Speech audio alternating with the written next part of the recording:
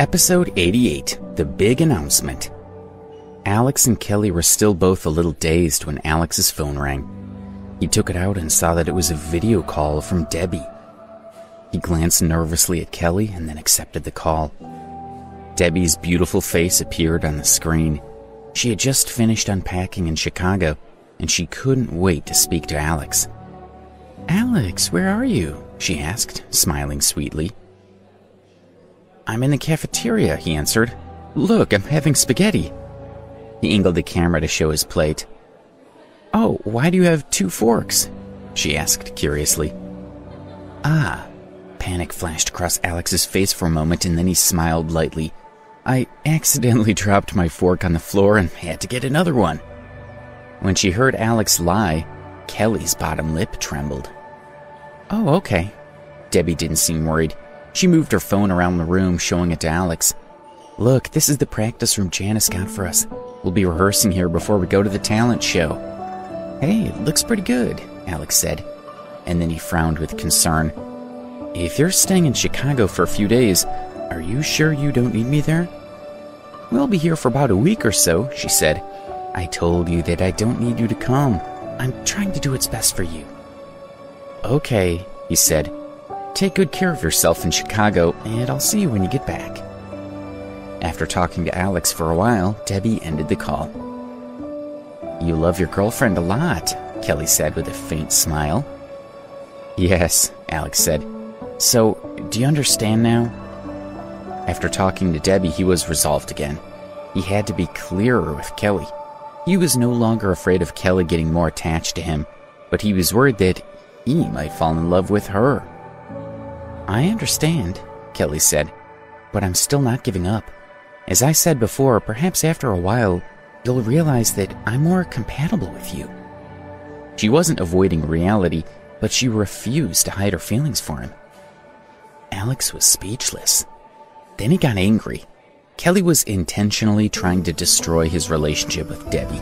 Scowling at her, he got up and left the cafeteria. Kelly had a faint smile on her face as she watched him leave. Then her gaze slowly shifted to the plate of spaghetti on the table. She picked up a fork and started to eat, feeling a little sad. Janice called Debbie and the others together. From the moment the 5 girls set foot in Chicago, their hearts were pounding with excitement.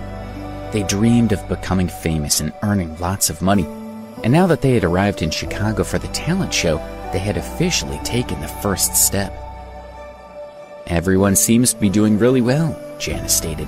"I hope you can all stay so positive until we have successfully competed in the talent show." She looked around at them. "As you all know, The Sky's the Limit is currently the most popular talent show on TV and the internet. And their sponsor is Lee Dempsey. For this year's show, he has invited 4 celebrities to be the judges." Lee Dempsey was well known for being exceptionally rich. Although he wasn't as famous as some other businessmen, his wealth and achievements were impressive. The girls all understood what Janice was saying. This was their big chance to make their mark. Melissa, Katie, and Olivia had been quiet since they got off the plane. They were determined to do their best to show off in the talent show and to fight for victory. They all wore exquisite makeup. Even while they were rehearsing, a reporter might come and interview them, and they could still show off their skills. As she listened to Janice speak, Melissa lightly twirled a lock of hair around one finger. She was busy imagining doing an interview and deciding how she would attract the attention of the judges. "Now that it's almost time, I'm ready to announce the leader of the band, and also the lead singer," Janice said. Melissa's attention was immediately drawn back to her, and the others also focused on Janice. The leader was an important role in the band. When interviewed, the leader would speak on behalf of everyone, which meant that they would be the most famous member of the band. The next most famous would be the main singer. Melissa had always wanted those 2 roles, and she was sure that she was the perfect candidate for both. But would Janice let her take both roles at the same time? After rehearsing together, you must have some idea of each other's abilities, Janice continued. Several people were involved in this decision, so I hope that you can all accept the results. For those who have not been chosen, it doesn't mean that you aren't talented, but simply that someone else is more suited to the position. If she just announced that I'm the leader, then the others would be disappointed, Melissa thought. So she's saying this to prepare them, so they aren't upset. Then they can focus on supporting me, and I won't have to worry about trying to make them feel better. I won't make you wait any longer, Janice said, clearing her throat. Our decision is that... What? Melissa thought, her smile frozen on her face. She didn't know how to react to what Janice had just said. Rita was the leader, and Debbie was the lead singer, which meant that Melissa was nothing. It wasn't fair. Janice, did you misspeak? Surely Melissa asked, looking at Rita and Debbie in disbelief. Janice sighed softly. She had known that Melissa would question the decision, which was why she had made the speech before making the announcement. Melissa, listen to me, Janice said. Rita is the oldest and calmest among you. Besides, she's been in leadership roles before, and she can easily adapt to different situations. I understand that, Melissa interrupted, her gaze locked on Debbie's face. But why did you make Debbie the lead singer? In terms of singing skills and musical proficiency, I'm clearly better, so why her and not me? Melissa, what's your problem? Janice asked, annoyed by her attitude. Do you think that I'm being unfair? You think you should be the lead singer? Fine then, go sing by yourself, but you'll be completely on your own. On the day of the talent show, you can perform solo. I'm sorry, I was wrong. Melissa quickly apologized. If she kicked up a fuss, then as the manager, Janice could kick her out of the band. Janice glared at Melissa. She had just said that the decision had been made for the sake of the entire team. Melissa hadn't taken her words to heart. Your singing is very good, she said to Melissa, but Debbie has a better voice, and her dancing is also a little better than yours. So we decided to let her be the lead singer. Since Janice was the one who had discovered each of the girls, she felt she had to encourage them. Melissa, the lead singer, may be more famous, but as long as you work hard, each one of you can stand out. I hope you will remember that you are all part of the same band. I understand, Melissa said, lowering her head. However, she still didn't accept the decision.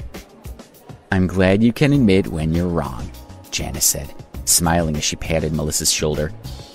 She said a few more words of encouragement to them all, and then she clamped her hands together. Okay, I've said everything I needed to say, so get back to rehearsing. We don't have much time left.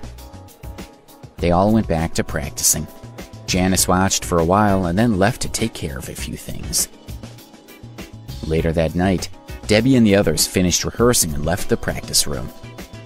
Don't think that just because you've become the lead singer that you're anything special, Melissa said, walking past with Katie and Olivia. She shot a disdainful look at Debbie. Once we're on stage, you can't be sure which of us the judges and audience members will love more. Debbie quietly looked at Melissa. Janice had made the decision, so why was Melissa blaming Debbie? You little bitch, Melissa said, snarling at her. Don't think that you can steal my limelight just because you're the lead singer. Next to me, you'll never be worth anything. She walked over to Debbie with her arms crossed and a sinister look in her eyes.